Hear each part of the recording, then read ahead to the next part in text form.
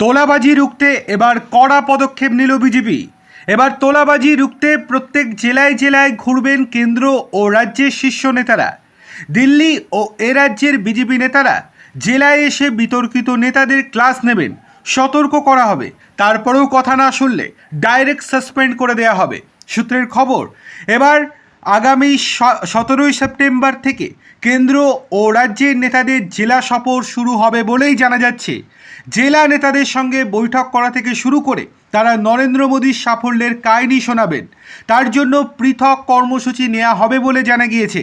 প্রসঙ্গত, বিজেপির অন্যতম প্রধান নির্বাচনী প্রতিশ্রুতি ছিল ক্ষমতায় এলে রাজ্যের জোর জুলুম, কাটমানি, তোলাবাজি এই রকম টাইপের সংস্কৃতি বন্ধ করা।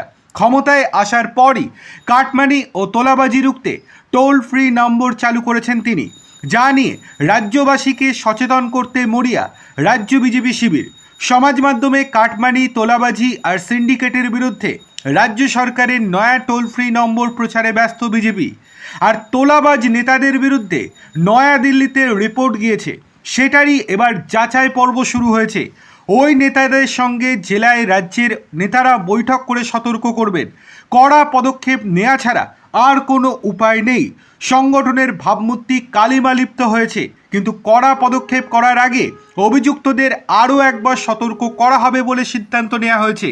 তারপরেও যদি কথা না শোনে তাহলে ডাইরেক্ট সাসপেন্ড করে গ্রেপ্তার পর্যন্ত করা হবে বলে পরিষ্কার জানিয়ে দেওয়া হয়েছে। বিজেপির এই সিদ্ধান্তে খুশি বিজেপির নিচু স্তরের কর্মীরা।